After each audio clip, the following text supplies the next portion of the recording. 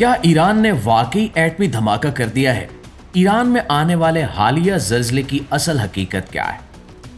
کھوجی T V کے معزز دوستو، ایران میں حالیہ زلزلے کے بعد سوشل میڈیا پر افواہوں کا ایک طوفان برپا ہے۔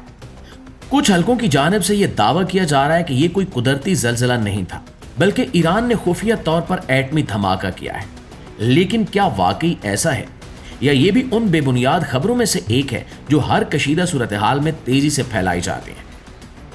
ناظرین گرامی، رپورٹس کے مطابق زلزلے کے جھٹکے ایران کے مختلف علاقوں میں محسوس کیے گئے۔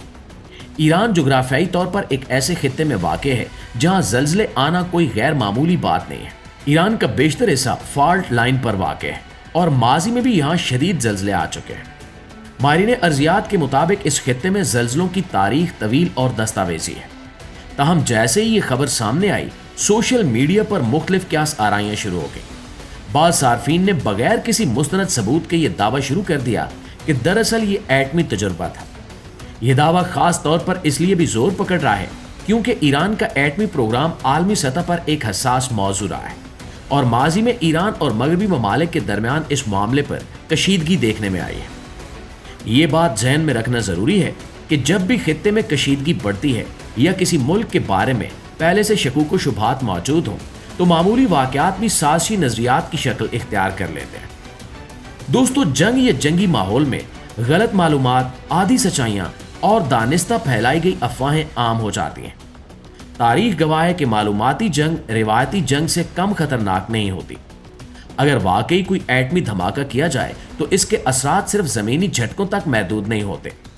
عالمی سطح پر موجود نگرانی کے نظام، سیٹلائٹ ٹیکنالوجی اور سائنسی ادارے ایسے واقعات کو ریکارڈ کرتے ہیں۔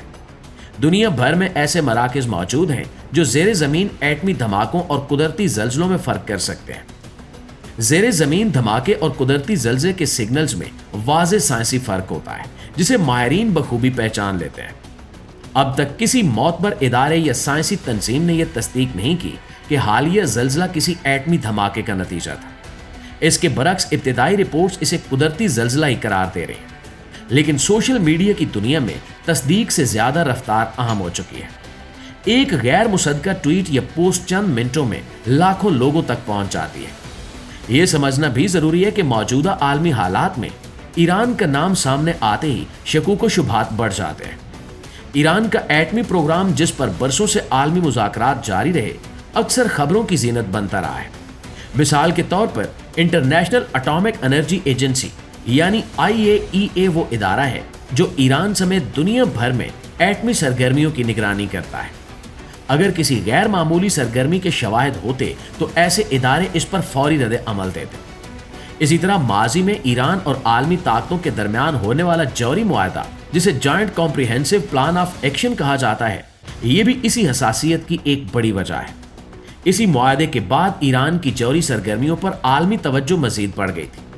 ایسے میں کسی خفیہ ایٹمی دھماکے کو چھپا لینا عملی طور پر نہایت مشکل امر ہوتا ہے۔